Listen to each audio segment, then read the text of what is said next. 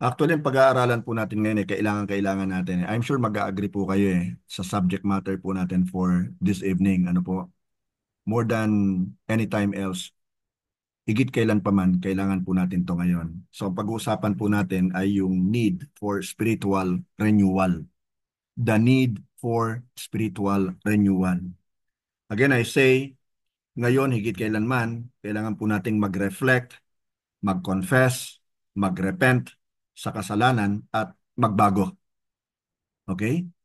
At bilang mga disciples po ng ating Panginoong Yesus, kailangan po nating ihanda yung ating puso sa mas malalim na pakikipagrelasyon at paglilingkod po sa ating Panginoong Yesus. Always remember that right now we are living in the end of the end times. At kung nakikinig tayo sa mga balita all over the world, hindi lang sa Pilipinas mapapansin mo na ibang-iba ang takbo ng mundong ito. So kailangan talaga ang bawat mananampalataya. Kailangan magising tayo sa katotohanan na kailangan maging bold tayo more than ever before.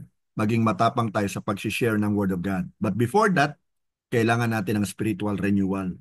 Kaya nawa po, gabayan tayo ng Holy Spirit. Gabayan ng ating puso habang hinahanap po natin yung truth about this. So ang first po na atin pong pag-aaralan ay the call to confession and repentance. Dapat magkasama po yan. Bago tayo makalapit sa Diyos, amin muna po natin na kailangan talaga natin ng kanyang habag at awa. Nire-remind po sa atin ng kanyang salita yung pangangailangan ng confession at saka ng repentance. Kaya po naisulat ang 1 John 1:9. Kung saan nasusulat po ay, "But if we confess our sins to Him, He is faithful and just to forgive us our sins and to cleanse us from all wickedness."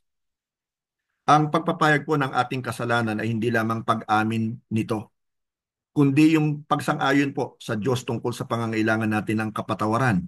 Siyempre, kaya natin pinapahayag yung ating kasalanan para tayo po'y patawarin ng ating Panginoon. Now, true confession is an act of humility. Marami po hindi nila nagagawang humingi ng tawad sa Panginoon. Hindi po tayo nagtatago sa Diyos. Always remember that. Lumalapit po tayo sa Kanya. Nagtitiwala sa Kanyang katapatan na patatawarin at lilinisin niya tayo. Doon po sa Proverbs chapter 28 verse 13, nakasulat po, "People who conceal their sins will not prosper." Ang mga taong nagtatago ng kanilang kasalanan ay hindi pagpapalain. But if they confess and turn from them, they will receive mercy. Wala naman pong masama na tayo po ay lumapit sa Panginoon at humingi ng kapatawaran. Alam naman po natin na alam niya na yun di ba? So bakit pa tayo magtatago? Huwag tayong tumulad halimbawa sa ginawa nila Adam and Eve. Nagtago sila natakot sila sa Diyos. Huwag natin tularan yung ginawa ni Moses na yung kanyang kasalanan, tinabunan niya po ng buhangin. Magpakumbaba tayo sa Kanya. Huwag nating ilihim sa Kanya yung kasalanan natin. Dahil sa totoo lang, batid niya naman Wala namang naililihim sa Kanya. Yung pagre-repent po ay hindi lamang pagsasabi ng sorry. Ito po'y pagtalikod 100% sa kasalanan. Hindi na dapat balik-balikan pa. Now, isipin po natin to, no? Kunwari po, nagbubuhat tayo ng backpack na puno po ng mga bato. At bawat bato ay sumisimbolo sa kasalanan. Siyempre, pag mas matagal natin itong binubuhat, bumibigat po ito. Pabigat ng pabigat. At kapag inalis naman natin yung mga bato, wala na yung bigat nito. Gagaan na. At mas mabilis tayong makakapunta dun sa atin pong destination. Ganon din po sa kasalanan. Kapag nag-confess at nag-repent po tayo, inaalis natin yung pabigat at makakaranas po tayo ng kaginhawaan at kalayaan. Maliwanag po yung nakasulat sa Book of Romans chapter 3 verse 23. For everyone has sinned. We all fall short of God's glorious standard. Lahat ay nagkasala, walang nakarating sa kaluwalhatian ng Diyos. Lahat tayo. Ang kasalanan po natin ay hindi isang maliit na issue lamang. Ito po ay isang malalim at sa totoo lamang lumalaganap na katotohanan. Mas makasalanan tayo kaysa sa aminin natin. Hindi nga ba? Marami tayong mga kasalanan na hindi naman natin sinasadya, pero kasalanan pa rin. So, hindi natin maaamin. So, ganun nga, kapatid kaibigan. But praise God kasi ang magandang balita ay ito. Hindi tayo iniiwan ng Diyos na walang pag-asa. Inaabot niya tayo ng higit sa ating pagkakasala. Dahil mahal na mahal niya tayo As a matter of fact, nakasulat po sa book of Romans chapter 5 verse 8, "But God showed His great love for us by sending Christ to die for us while we were still sinners." So bago pa man po natin siya nakita, nakilala, bago pa man napasa atin yung grace at mercy niya, inialay na po ni Jesus ang kanyang buhay at siya po'y namatay para sa atin. Ang pag-ibig po niya ay unconditional at ang grace po niya ay hindi nakareserba para sa mga mabubuting tao lamang o sa mga karapat-dapat. Ito po ay libreng ipinagkakaloob ng Diyos sa mga tumatanggap kay Kristo, sumasampalataya sa Kanya. Ang katotohanan pong ito ay kapwa magpakumbaba at magpapataas po sa atin. Magpakumbaba dahil hindi natin po kayang iligtas ang ating sarili. Amen? Gaano man tayo kabuti o sabihin na natin gaano man tayo ka-religious. Magpapataas naman sa atin to kay Kristo dahil tayo ay lubos niyang minamahal eh. Lubos niya tayong tinubos eh. At lubos niya tayong tinanggap, bagamat tayo ay makasalanan. Ang mabuting balita po ay hindi tungkol sa ating mga gawa at pagsisikap. Ito po ay tungkol sa tinapos na gawa ni Jesus sa cross ng Kalbaryo. Ito ang pinakamagandang balita na matatanggap po natin. So let us not simply go through religious rituals and motions. Lumapit po tayo ng totohanan sa Diyos. I-confess natin and at the same time, talikuran natin ang ating mga kasalanan at nang ma-experience po natin ang beauty ng kanyang grace and mercy. Now, point number 2, the need for spiritual preparation. Kapatid, kaibigan, alam naman natin na there is such a thing as spiritual warfare. Hindi talaga papayag ang kaaway na tayo ay basta-basta na lamang maglilingkod sa Diyos at basta-basta na lamang natin sharean yung mga kaibigan natin o sino pa mang tao ng gospel. Hindi siya papayag doon. Actually, pipigilan ka niya eh. At gagawa siya ng maraming distractions para hindi mo magampanan yung tungkulin mo at misyon mo na ipinagkatiwala sa iyo ng Diyos. Kaya kailangan po natin to, kailangan natin ng spiritual preparation. Ang isang sundalo, hindi naman basta yan, pagka-i-enlist pa lamang, isusubo na kagad sa labanan. Tinetrain pa yan eh. Ganon din yung mga pulis eh. Kaya nga meron tayong PMA, Philippine Military Academy. Meron tayong yung PNPA, Philippine National Police Academy. Para yung mga gustong maging pulis, hindi kagad isasabak yan sa labanan o sa misyon nila. Hindi, titrain muna silang mabuti. At tayo, mga spiritual warriors tayo ng Panginoon, we need spiritual preparation. Now, ngayon po yung panahon ng paghahanda. Kagaya ng sinabi ko sa inyo kanina, napakarami pong mga pagbabago na hindi mo akalain na nangyayari sa mundong ito. At kung kayo po ay talagang sumusunod sa mga balita, halimbawa sa nangyayari sa Israel, nangyayari po sa US, and so on and so forth, ang dami po mga changes na maaaring mauwi sa isang malawakang digmaan, kung hindi man World War III. So kung paano pong si Jesus ay naglaan ng 40 days doon po sa desert, sa wilderness, bago siya pumasok o magsimula ng kanyang ministry, tayo po na kanyang mga disciples ngayon ay tinawag din na ihanda ang ating puso sa ministry. Lahat tayo ay tinatawag na ministers. Hindi lang po tayo converts, mga kapatid. At hindi po nalulugod ang Panginoon na tayo manatiling babies o baby Christian. Ang gusto ng Panginoon tayo po'y lumalago. And He is training us for war. Yan ang nakasulat sa Bible, di ba? Kapatid, kaibigan, tandaan natin to. Do sa Matthew chapter 4 verses 1 and 2 nakasulat po, "Then Jesus was led by the Spirit, the Holy Spirit, into the wilderness to be tempted there by the devil. For 40 days and 40 nights he fasted and became very hungry." So ito'y paghahanda ni Jesus, yung kanya pong prayer and fasting. Nilabanan ni Jesus yung mga tukso ng kaaway upang ihanda siya sa kanyang misyon. Kailangan din natin dumaan sa panahon ng spiritual na paghahanda. Fasting, kailangan natin yan. Prayer, kailangan natin yan. At Bible study. Ito po ang magagamit natin para sa mga laban sa inaharap against, of course, the forces of darkness. Kaya wag nating ismulin yung ating pong prayer meeting every Wednesday na marami sa atin dumadalo pag Saturday. Pero what about yung ating prayer meeting? Kailangan natin yun. Kasama yun sa ating spiritual na preparation o paghahanda. Kasi kung wala kang prayer, kapatid, hindi mo masasabing talagang malapit ka sa Lord. Kung mahal mo ang Lord, talagang magpe-pray ka. Kasi ito nga yung ating communication o pakikipag-usap sa Kanya. The source of everything that we have. Maging ng ating buhay. At tayo nga'y mga sundalo ng Panginoon. At kung hindi tayo handa, kapatid, isang pitik lang natin ng kaaway, babagsak na tayo. Mabuti kung makakabangon pa tayo. Eh, papaano kung hindi na tayo makabangon? Di ba? Hindi na tayo magagamit sa labanan at kailangan natin magpakatapang sa labanang ito. At magiging matapang lang tayo kung tayo ay spiritually prepared. Now, basahin po natin yung nakasulat sa Book of Joel, chapter 2, verses 12 and 13. That is why the Lord says, turn to me now. Hindi sinabing turn to me tomorrow, ha? While there is still time or while there is time. Give me your hearts. Come with fasting, weeping, and mourning.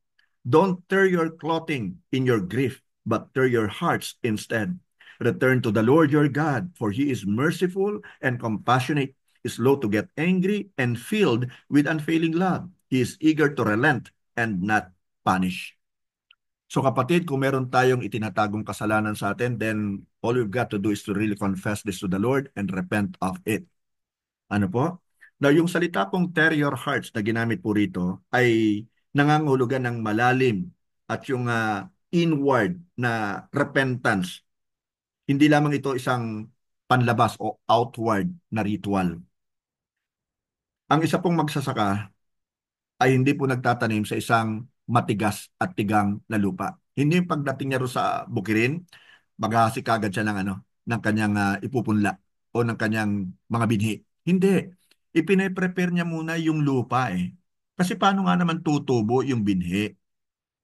Ano lang to eh, masusunog lang ito ng sikat ng araw, ika nga eh. 'Di ba? Hindi talaga ito tutubo eh. So kailangan ng preparation, kailangan niya itong bungkalin, kailangan niya itong i-cultivate o kailangan niya itong araruhin, kapatid. Now, gayon din naman, kailangan din po nating ihanda ang ating puso para tanggapin ang anumang gustong itanim ng Diyos sa atin. Dahil gusto talaga ng Lord na magamit tayo eh. At inaasahan niya talaga na yung itinatanim niya sa atin ay ito ay susuloy, ika nga, ito ay lalago hanggang sa ito po ay mamunga ng hitik at sagana at manatili yung bunga. Pero kung hindi tayo spiritually prepared, baka ibubot pa, inalaglag na yung bunga natin. Di ba? Now, ang sabi po ni A.W. Tozer, the man who would truly know God must give time to Him. Kapatid, napaka-impactful ng sinabi po ni A.W. Tozer, bagamat simple lang, ano po? Na kung talagang gusto natin makilala ang Diyos, kailangan maglaan tayo ng oras para sa Kanya. Huwag nating katamaran yung pakikipag-usap sa Kanya. Napakalaki na ng privilege na tayo ng likha lamang mula sa gabok ay nagkaroon talaga ng right na makipag-usap sa Creator of the universe. Di ba? Kung talagang mahal natin ang Diyos at gusto natin siyang makilala at magamit tayo, kailangan talaga maglaan tayo ng oras sa Kanya. Nung isang araw lang, narinig ko sinabi ni Kuya Rico lahat tayo may 24 hours. Totoo naman yun eh. Lahat tayo may 24 hours sa isang araw. Pare-pareho lang. So, kailangan talagang i-manage lang natin yung time natin. Maglaan tayo ng oras para sa King natin, para sa ating Lord, para sa ating God. Huwag tayong gumawa ng mga alibis or excuses na kasi busy ako, marami kasi akong ginagawa, may hinahabol ako, di ba? And so on and so forth. Kung talagang mahal natin ang Lord, uunahin natin siya. We will seek Him first and His kingdom and His righteousness. At lahat ng bagay naman idadagdag niya sa atin. Kung talagang mahal natin siya, patunayan natin maglaan tayo ng oras sa Kanya. Pag mahal mo, halimbawa, yung boyfriend mo, yung girlfriend mo, gusto mo naglalaan ka ng oras sa Kanya. Mahal mo ang asawa mo, naglalaan ka ng oras sa Kanya. Kaya nga nagdi-deepen yung relationship kasi nga sa paglalaan ng oras. At kung talagang mahal mo ang Lord, hindi mo pang hihinayangan yung oras na ibibigay mo sa Kanya.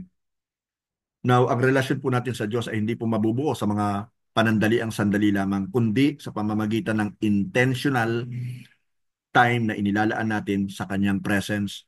Kung paano mga makabuluhang relasyon dito sa lupa, nangangailangan ng dedication at communication, ganun din naman po sa ating relasyon sa Diyos. Doon po sa Psalm chapter 46 verse 10 nakasulat po, be still. Ang ibig sabihin, sa pagiging still, you pray, you meditate, prepare your hearts, and know that I am God. Ang sabi ng Diyos, I will be honored by every nation. I will be honored throughout the world. So para makilala po natin ng Diyos, kailangan nating huminto sandali. Mag-pause muna tayo, di ba? At makinig tayo. Hanapin natin siya at lumapit tayo sa Kanya ng buong puso. Si Jesus mismo ay nagbigay sa atin ng napakagandang halimbawa. Kaya doon po sa Book of Mark chapter 1 verse 35, mababasa natin, before daybreak, Ibig sabihin, madilim pa, di pa sumisikat ang araw. The next morning, Jesus got up and went out to an isolated place to pray. So gusto niya talaga makipag one-on-one kagad sa kanyang ama. Na before he starts his ministry, he sees to it na siya ay nananalangin. At dapat ganun din po tayo, kapatid. So, kung anak mismo ng Diyos ay inunang mapag-isa kasama sa kanyang ama, hindi ba't dapat lalo na po tayo? So, ang tanong ngayon ay ito, naglalaan ba tayo ng panahon para sa Diyos? O ang ibinibigay na lang natin sa Kanya yung leftover time natin, yung tira-tirang oras na lang, parang ginagawa na lang natin pastime ang Panginoon. Hindi tayo nagiging serious, sincere at intentional sa pakikipag-usap sa Kanya. Now, kapatid, kaibigan, totoo bang hinahanap natin siya upang makilala pa siya ng lubos? O okay na lang sa atin, nasisiyahan na tayo sa mababaw na pagkakakilala at pakikipagrelasyon natin sa Kanya. If I were you, I will not be content. Wag. Marami pa tayong matututunan sa Kanya. Marami pang mababago sa ating pagkatao at pag-uugali. Kaya maglaan tayo ng oras sa Kanya. Ang sabi po ni John Piper, and I quote, God is most glorified in us when we are most satisfied in Him. Kaya kailangan kunin natin yung satisfaction natin, hindi po sa pera, hindi po sa fame o popularity. Kunin natin ang ating satisfaction sa Kanya. He is more than enough, kapatid. So sa totoo lang, ang tunay na satisfaction ay mararanasan lamang natin kapag inuuna natin ang Kanyang salita, ang pananalangin, at yung ating pag-worship sa Kanya. Kaya ang dalangin po ng aking puso, nawa ay hindi tayo masyadong maging abala sa paglalaan ng panahon sa Diyos na lumikha sa atin, na nagbigay ng buhay sa atin at nagligtas sa atin sa tiyak na kapahamakan. Kapatid, kaibigan, tanong, naglalaan ka ba ng panahon para sa Diyos? Quality time ba ang ibinibigay mo sa Kanya? Inihahanda mo ba ang iyong puso o distracted ka sa mga alalahanin sa mundong ito? Nawa mag-commit po ang bawat isa sa atin na hanapin siya ng buong puso nang makita at mas makilala pa natin siya. Doon po sa Book of Jeremiah, ang ganda naman po ng sinabi ng Panginoon dito para sa atin na naghahanap sa Kanya. Ito pong susi, you will seek me, ang sabi niya, and find me when you seek me with all your heart. Buong puso. Kung hahanapin natin siya at gusto natin siyang masumpungan, kailangan hanapin natin siya ng buong puso. Hindi pwedeng hati. Hindi pwedeng merong ibang iniisip. Siya mismo ang iisipin natin para masumpungan natin siya. Now, let's go to point number 3, the joy of renewal in Christ. Ang confession po, yung repentance at saka yung preparation ay humahantong po sa kagalakan ng pagbabago. Kay Kristo po, tayo ay ginawa ng bago. Tatandaan po nating mabuti yon. Kaya hayaan niyo pong ipaalala sa atin ng Panginoon yung nakasulat sa 2 Corinthians chapter 5 verse 17. This means that anyone who belongs to Christ has become a new person. The old is gone. A new life has begun. Now, yung Greek word po na new na ginamit dito ay kainos. Na ang ibig sabihin po ay fresh, unprecedented, completely transformed. Kagaya po ng, madalas ko pong magbigay na example sa inyo, yung uod caterpillar na naging butterfly. Na nung naging butterfly na, hindi na po bumalik sa pagiging uod. Kaya wag na po nating balikan yung atin pong nakaraan. Wag na nating ika nga isipin pang mabuti yung mga pinagdaanan natin. Tutal, kung ano man yung mga naging kasalanan natin, nilimot na pong lahat yan ng ating Panginoon. Bago na tayo sa kanyang tingin. Bagong nilalang. Hindi lang po tayo basta nag-improve. Tayo po ay pinanganak ng muli na born again na po tayo kay Kristo Jesus. At doon po sa Book of Isaiah naman, chapter 43, verses 18 to 19a, mababasa po natin, but forget all that. Kalimutan na natin yung nakaraan. Ang ibig sabihin, it is nothing compared to what I am going to do. For I am about to do something new. See, I have already begun. Do you not see it? So let's just open our eyes, kapatid. Merong ginagawang bagong bagay ang Lord para sa atin. Kailangan lang maging aware tayo dito. Now imagine mo yung sarili mo. Kunwari isa kang buhay na bahay. Bahay na buhay. Ngayon, pumasya ng Diyos, tiningnan ang kalagayan ng iyong bahay. Okay? Para ayusin ito. Sa simula, maring nauunawaan mo yung kanyang intention, yung kanyang purpose. Ngunit kapag sinimulan na niyang alisin yung mga bagay na gusto niyang baguhin, masasaktan ka. Lalo pa nga kapag ka ikaw ay talagang attached doon sa past mo, sa mga bisyo mo, sa mga naging habits mo na hindi maganda, na nagpalayo sa iyo sa Panginoon. Siyempre masakit yon, di ba? Kasi kinasanayan mo na eh. At any rate, kailangan pa rin talagang tanggapin yung gagawing pagbabago ng Diyos sa iyo. Ang akala mo kasi, gumagawa lang siya ng isang dissenting bahay o isang cottage o isang bahay kubo, ngunit ang binubuo talaga ng Diyos ay isang mansion, isang glorious mansion. Ito isang magandang paglalarawan po ng pagbabagong ginagawa ng Diyos sa ating buhay. Kapatid, binabago tayo ng Diyos from glory to glory, day to day. Okay? Now, madalas lumalapit po tayo sa Diyos at inaasahan lang natin yung mga minor renovations, yung mga kaunting paglilinis, di ba? Yung mga kaunting improvements. Ngunit higit na mas malaki po yung plano ng Diyos. Ang hangarin niya hindi lamang tayo maging better version ng ating sarili. Hangad niya po ay maging bago tayong nilalang katulad nga po na nakasulat sa 2 Corinthians chapter 5 verse 17. Actually, ang gusto niya maging katulad tayo ng kanyang anak. Hinuhubog niya tayo into the likeness and image of His Son, Jesus Christ. Now, ang proseso po ng spiritual na pagbabago ay, yes, mahirap talaga eh, at saka masakit. Ngunit ang sigurado po, ito ay kailangan natin and it is worth it. Sa karunungan po ng Diyos, hinuhubog niya tayo para sa ating kabubuti ng higit po sa ating inaakala. Doon po sa Ephesians chapter 2 verse 10, pakinggan niyo po ang nakasulat. For we are God's masterpiece. He has created us anew in Christ Jesus so we can do the good things He planned for us long ago. Imaginein mo yon. Kasama na tayo sa plano niya even before the foundation of this world, even before we were created in the womb of our mother. Kasama na tayo sa plano ng Diyos na maging manggagawa tayo sa kanyang kaharian, maging manggagawa tayo sa kanyang ubasan. And who are we? Think about it, di ba? Sino ba tayo? We are nothing eh. Wala naman tayo, gabok lang tayo eh. Pero tayo yung kanyang pinili para makasama sa plano niya. Kaya dapat bigyan natin to ng importance, kapatid. Magpasalamat tayo sa privilege na ito ng ating Panginoon. Dahil sa ating pagtanggap kay Jesus, tinanggap natin yung offer niya ng salvation, bago na tayo. At tayo ay kasama na doon sa mga good things na pinlano niya long ago. Now, maaring kontento na tayo sa komportableng bahay. Tanda mo, ikaw yung bahay ha. Ngunit gusto ng Diyos na gumawa ng mansyon na pananahanan ng kanyang presensya. Hindi po intention at hindi po layunin ng Diyos na saktan tayo sa mga pagbabagong ginagawa niya sa atin. Tandaan natin yun ha. Dumadaan lang tayo sa process. Kundi nais niya lamang tayo talagang ihanda for something glorious and wonderful. Doon po sa Book of Romans chapter 8 verse 18, napakaganda rin po nito. Yet what we suffer now, lahat naman tayo mayroong paghihirap na pinagdaraanan, di ba? Iba't iba nga lang yung level. Yet what we suffer now is nothing compared to the glory He will reveal to us later.